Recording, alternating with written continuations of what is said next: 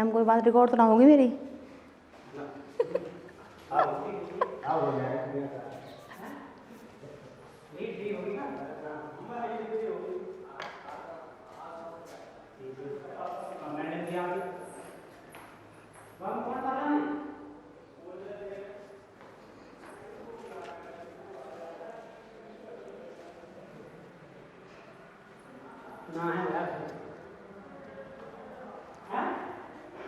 नमस्कार बच्चों, सबसे पहले तो ये कुछ समय बाद हमारी क्लास हो रही है। उसका कारण ये था कि जो डिग्री के एग्ज़ाम चल रहे हैं उसमें ड्यूटी होती थी, तो उसके चक्कर में वीडियो नहीं बन पाती थी। ठीक है, तो हमारा वही चल रहा है जो हम सारी क्लास को एक साथ लेकर चल रहे हैं और दो पेपरों को हम कवर कर रहे हैं। वो जैसे ही आपको पता है, तो उसमें हमारे 2 पेपर हैं। वो हैं हमारे जो हमारा सब्जेक्ट है एक तरह से, एक तो है हमारा शिक्षण, इसको मैं शॉर्ट में लिखूंगी, और दूसरा है हमारा समावेशी। ठीक है, ये 2 समावेशी विद्यालय का सृजन पूरा करूँ तो मैं आपको पेपर का पता ही है। और पहला है शिक्षण एवं अधिगम। ठीक है, तो इन दोनों पेपरों में हमारा जो बीएड फर्स्ट में चलता है शिक्षण अधिगम, और बीएड सेकंड में चलता है हमारा समावेशी विद्यालय का सृजन। तो यहाँ दोनों क्लासें कवर हैं। ठीक है, उसके बाद बीए बीएड सेकंड में चलता है हमारा शिक्षण अधिगम, और बीए बीएड फोर्थ में चलता है हमारा समावेशी विद्यालय। उसी तरह ये दो पेपर यहाँ पर 2 क्लासों में कवर हैं।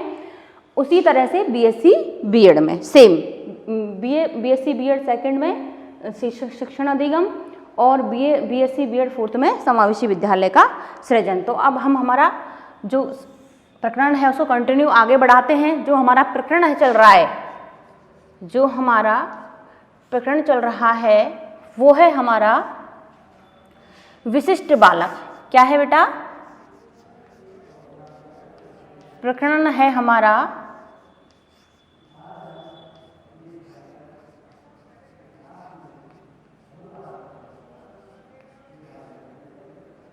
विशिष्ट बालक। ठीक है, तो इसी पर हम कंटिन्यू करते हैं। तो आज हमने जो अंतिम रूप से क्लास ली थी, वो ली थी हमने जो श्रवण बाधित बालक हैं। जो श्रवण बाधित बालक हैं उनके कारणों के बारे में हमने अध्ययन किया था। ठीक है, तो उसमें हमारे 3 कारण थे। ठीक है, 3 कारण थे, जन्म से पूर्व के कारण, जन्म के समय के कारण, और जन्म के बाद के कारण। यानी कि जन्म के पूर्व बच्चे में क्या समस्या होती है जिससे वो श्रवण बाधित हो जाता है, जन्म के समय क्या समस्याएं होती हैं जिनसे वो श्रवण बाधित हो जाता है, और जन्म के बाद उसको क्या समस्या होती है जिससे वो श्रवण बाधित हो जाता है। ठीक है, क्लियर? तो आज हम इसी कड़ी को आगे बढ़ाते हुए जो श्रवण बाधित बालक हैं उनकी विशेषताओं का अध्ययन करेंगे। अब आप देखोगे कि विशेषताएं, तो मैंने उस दिन भी बताया, लास्ट वीडियो में भी बताया था कि जो विशेषताएं होती हैं बेटा वो पॉजिटिव भी होती हैं और नेगेटिव भी होती हैं। ठीक है ना, तो बात यह है कि जो हम जिसके बारे में हम पढ़ने जा रहे हैं, जिसकी विशेषताओं का हम वर्णन करने जा रहे हैं, वो अच्छी हैं या वो जो गुण उसमें हैं वो अच्छे हैं या बुरे गुण तो हैं, वो नेगेटिव हैं या पॉजिटिव हैं, वो एक अलग बात है। लेकिन हम उन विशेषताओं का अध्ययन करेंगे कि श्रवण बाधित बालकों में क्या विशेषताएं होती हैं। ठीक है, तो उसमें हम सबसे पहले हमारी हेडिंग जो लगाएंगे, हम हेडिंग हमारी रहेगी, हेडिंग है हमारी श्रवण बाधित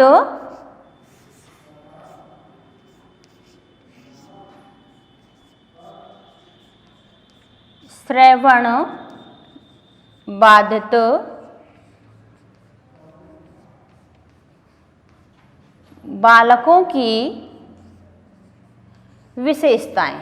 ठीक है, इनका आज हम अध्ययन करेंगे। ठीक है, 1 बाय 1 पहले हम इनको लिखेंगे।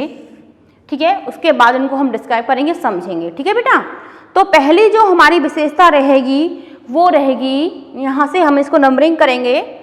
तो पहली जो हमारी विशेषता रहेगी वह रहेगी भाषा का विकास। भाषा का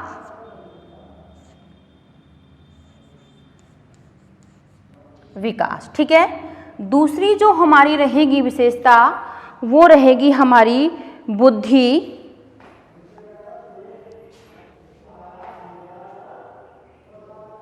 दूसरी जो हमारी रहेगी विशेषता वो रहेगी बुद्धि। तीसरी हमारी जो विशेषता रहेगी, तीसरी जो हमारी विशेषता है बेटा वो है शब्दावली। शब्दावली, ठीक है। फोर्थ जो हमारी विशेषता रहेगी वो रहेगी हमारी उच्चारण। उच्चारण। और फिफ्थ जो हमारी रहेगी बेटा वो रहेगी आवाज, ठीक है। और नेक्स्ट जो हमारी विशेषता है वो रहेगी हमारी इधर से हम लिख देंगे बेटा, इनको हम यहाँ से नंबरिंग करेंगे 6 नंबर की, व्यक्तिगत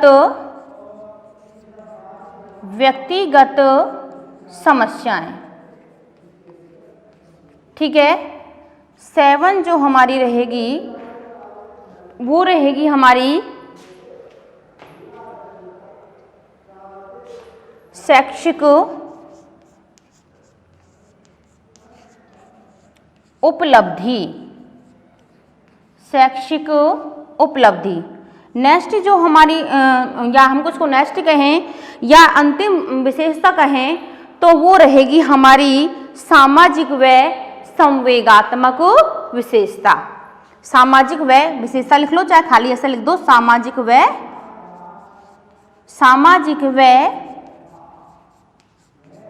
संवेगात्मक, ठीक है। ये हुई 8 विशेषताएं हैं श्रवण बाधित बालकों की, ठीक है। अब इनको हम 1 बाय 1 क्या करेंगे, डिस्क्राइब करेंगे और समझेंगे, ठीक है बेटा। तो देखिए बेटा, सबसे पहले जो हमारी विशेषता है वो है भाषा का विकास।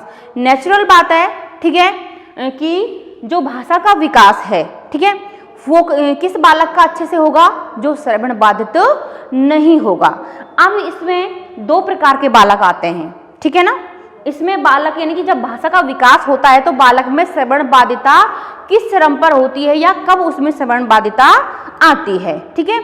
अब मान लीजिए बेटा, बच्चे का जन्म होता है, बच्चे का जन्म होता है, जैसे ही बच्चे ने जन्म लिया शुरुआत से ही उसमें क्या नहीं है, क्या कमी है उसमें, वो श्रवण बाधित है। जब से ही उसने जन्म लिया है तब से क्या है, वो श्रवण बाधित है।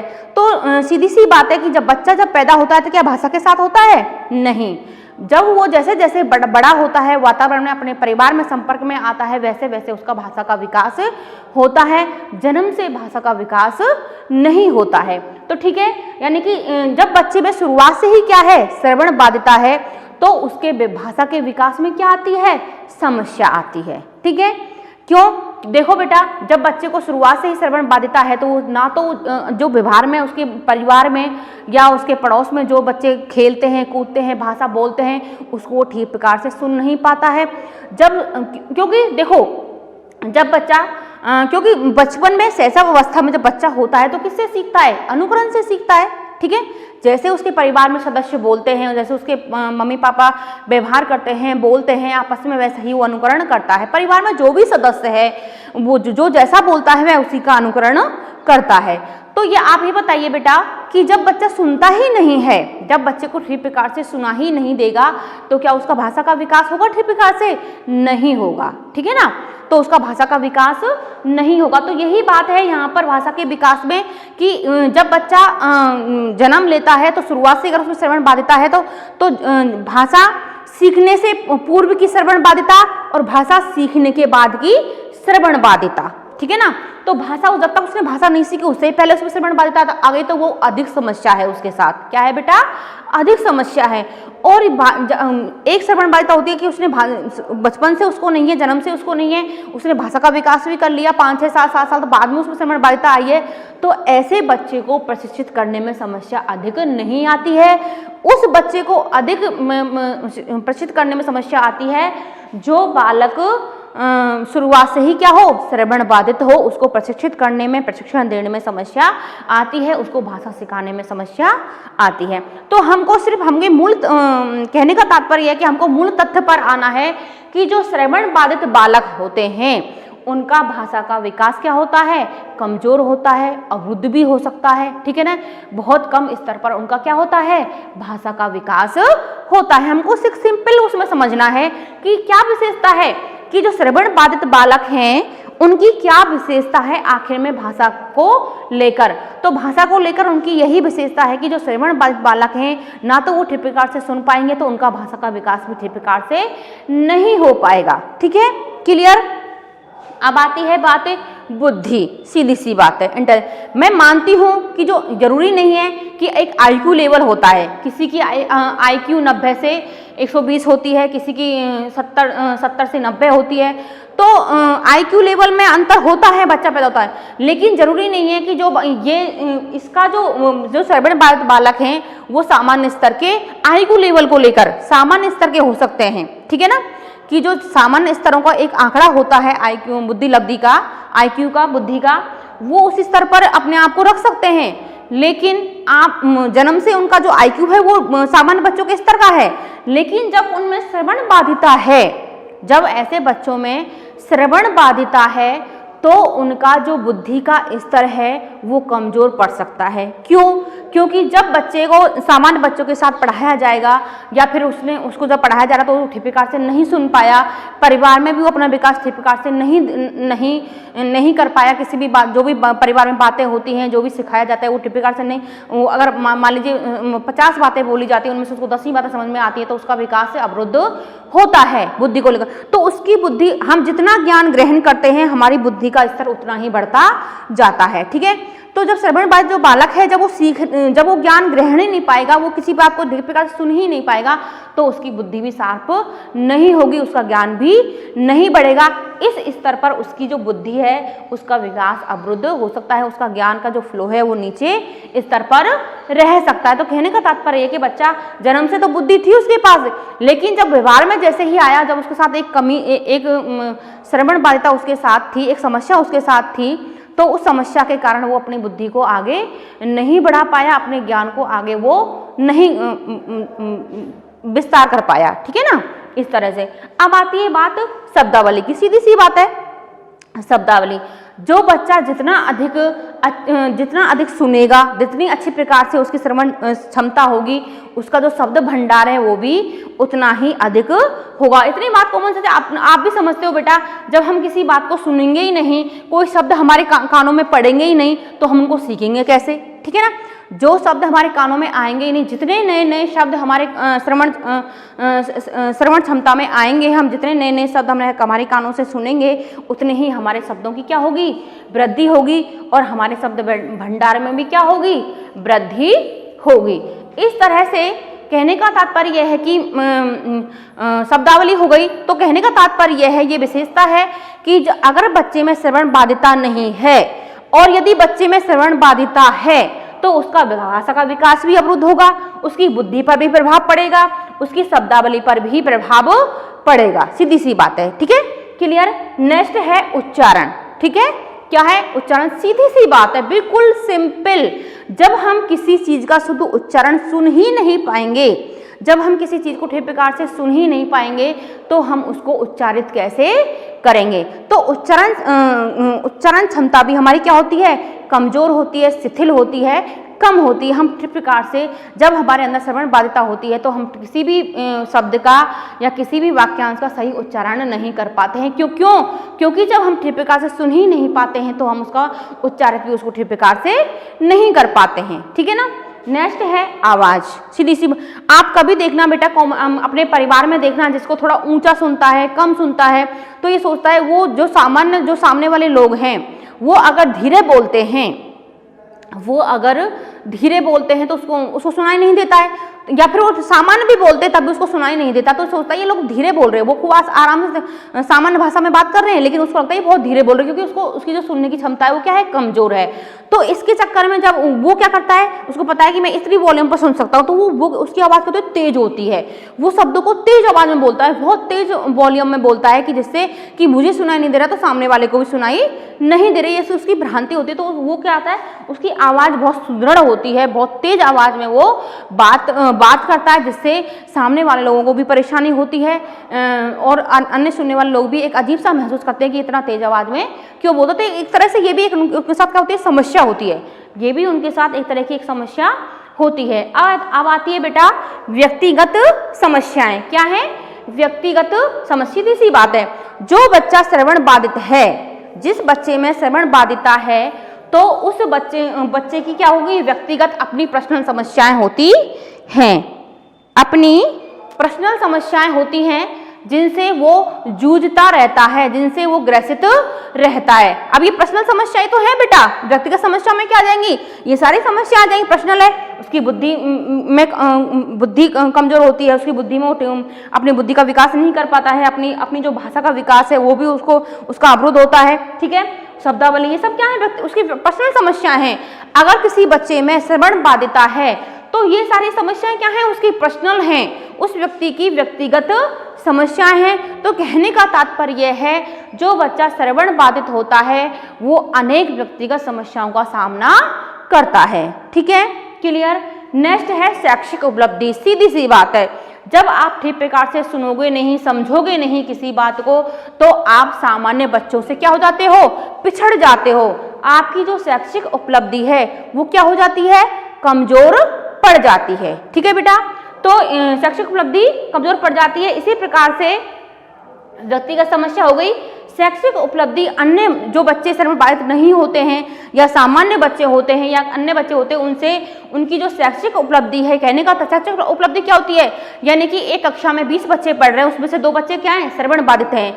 अब एक बच्चे ने तो 80% 90% अंक प्राप्त किए हैं, ठीक है, और उस बच्चे के 60% या 50% ही अंक उसको मिले हैं, तो शैक्षिक उपलब्धि में क्या हो गया, वो पिछड़ गया, ठीक है ना।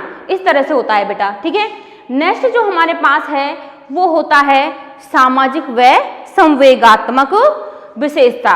तो सीधी सी बात है, जो बच्चा श्रवण बाधित होता है उसका जो सामाजिक है और जो संवेगात्मक विकास है वो भी क्या हो जाता है, अवरुद्ध हो जाता है, या उसमें भी कहीं न कहीं कमी आती है। समाज में जब बच्चा रहता है, श्रवण बाधित है, समाज की बातों को वो ठीक प्रकार से सुन नहीं पाता है, समझ नहीं पाता है, समाज में क्या समस्या है, क्या किस तरह से रहना है, तो वो समाज में रहता है, लेकिन एक अपनी इस क्षमता की कमी के कारण वो समाज में अपने आप को ढाल नहीं पाता है। कई बार उसको सुनना कुछ होता है, कुछ और ही सुनकर अपना रिएक्शन दे देता है। इसी प्रकार संवेगात्मक भी है, ठीक है ना, यानी कि जब बच्चा जब सुनेगा कम, तो मान लीजिए कोई बात तो उसके बारे में पक्ष में बोली जा रही है लेकिन उसको नेगेटिव लेता है, तो वो संवेगात्मक रूप से क्या हो जाता है, उग्र हो जाता है, ठीक है ना।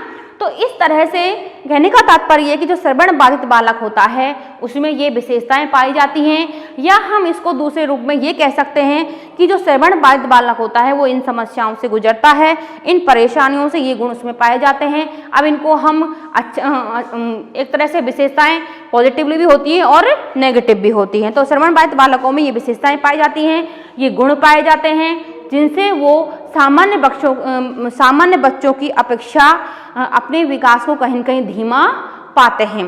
सामान्य बच्चों से अपने आप को वो पिछड़ा महसूस करते हैं, अपने आप को थोड़ा अक्षम महसूस करते हैं। इस कारण उसमें इस प्रकार के बच्चों में कहीं न कहीं हीन भावना भी विकसित होती है, ठीक है बेटा। तो आज की हमारी जो कक्षा है वो यहीं तक है, नेक्स्ट वीडियो में हम यहीं से कंटिन्यू करेंगे, ठीक है। तो